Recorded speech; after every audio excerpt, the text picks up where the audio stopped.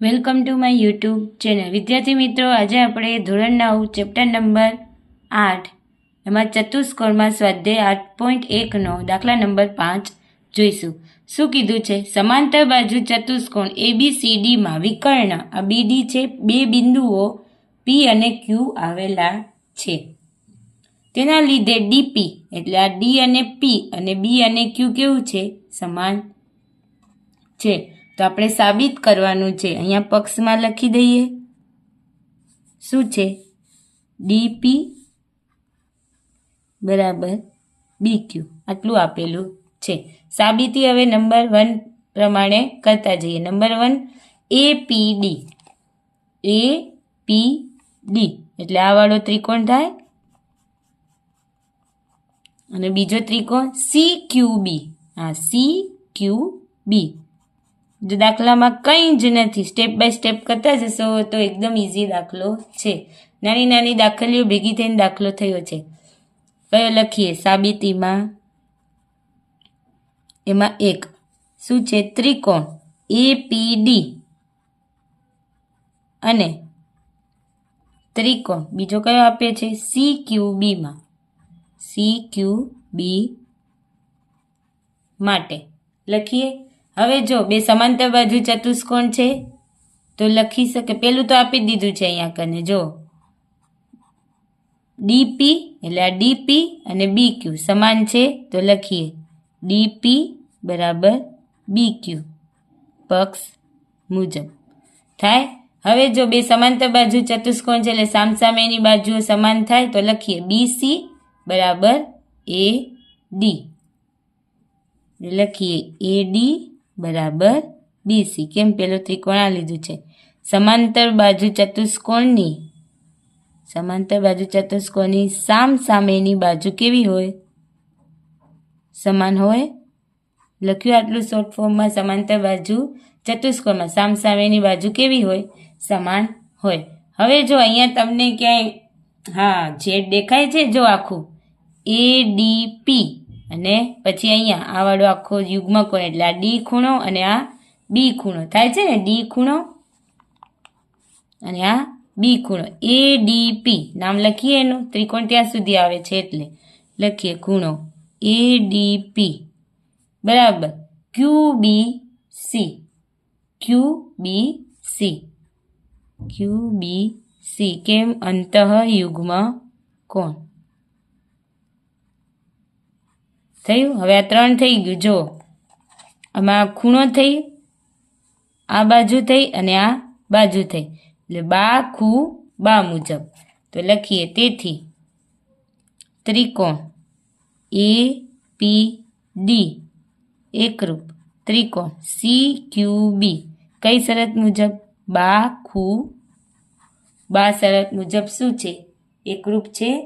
એકરૂપ છે તો હવે બીજું આપણે શું સાબિત કરવાનું કીધું છે? જો AP બરાબર CQ તો જો AP એ આ ત્રિકોણમાં આવે છે તો લખીએ બીજું AP બરાબર શું કીધું? CQ તો CQ આ ત્રિકોણમાં આવે છે તો કેના મુજબ?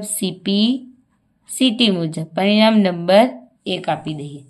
ચલો હવે ત્રીજું સાબિત કરીએ. શું છે? AQB એટલે આ વાળો ખૂણો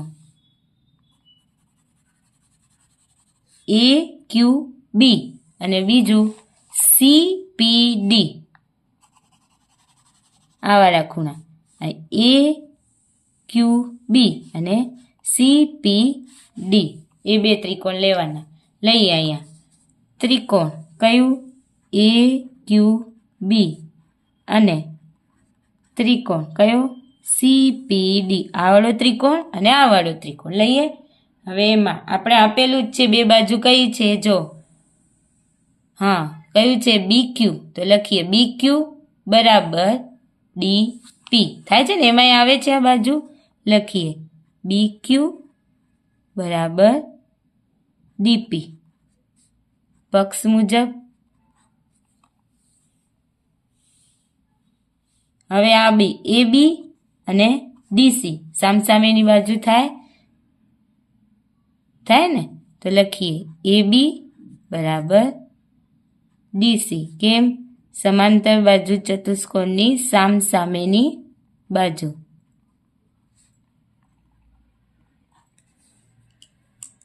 ચલો હવે આમાં જો આ ABQ આ વાળો બને અહીંયા આમથી આમ અને આ વાળો અંતરયુગ્મ કોણ થાય તો લખીએ અહીંયા ABQમાં ખૂણો AB અને Q બરાબર.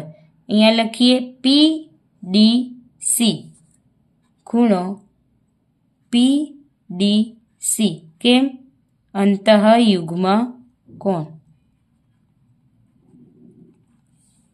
હવે જો આ ત્રિકોણ લઈએ આપણે તો પેલી બાજુ અહીંયા બી બાજુ અને આ વચ્ચે શું થયો ખૂણો, તો આપણે આવશે બાખુબા મુજબ. તો લખીએ ત્રિકોણ કયું AQB એકરૂપ ત્રિકોણ CPD બાખુબા મુજબ થયું એકરૂપ. હવે એકરૂપ થયો તો ચોથું શું સાબિત કરવાનું છે આપણે? AQ બરાબર CP. હવે જો AQ એ આ વાળા ત્રિકોણમાં આવે છે અને CP એ આ વાળા ત્રિકોણમાં આવે છે, એટલે શું CPCT મુજબ સાબિત થઈ ગયું? CPCT. પરિણામ નંબર 2. હવે ચોથું કીધું છે, ચોથું આવી ગયું. પાંચમું શું કીધું છે કે APCQ સમાંતર બાજુ ચતુષ્કોણ છે, એટલે આખો આ AP CQ આ APCQ એટલે આ વાળો આખો ચતુષ્કોણ થયો. અને શું આ જે વચ્ચેનો ભાગ બાકી રહ્યો એ શું કીધું? એ સમાંતર બાજુ ચતુષ્કોણ છે એવું સાબિત કરવાનું છે. તો હવે ઉપરાંત આપણે સમીકરણ 1માં સાબિત કર્યું શું છે? AP બરાબર શું છે? CQ છે ને, સામસામેની બાજુ થઈ APની સામેની બાજુ CQ. તો લખીએ AP બરાબર CQ પરિણામ 1 પરથી. એવી જ રીતે બીજું કઈ થઈ સાબિત? અહીંયા AQ બરાબર CP AQ બરાબર CP. તો લખીએ AQ બરાબર CP પરિણામ 2 પરથી. હવે જો 2 પરથી બંને બાજુ સમાન છે અને કેવી છે? સામસામેની છે, એટલે તેથી ચતુષ્કોણ કયો? APCQ એ સમાંતર બાજુ ચતુષ્કોણ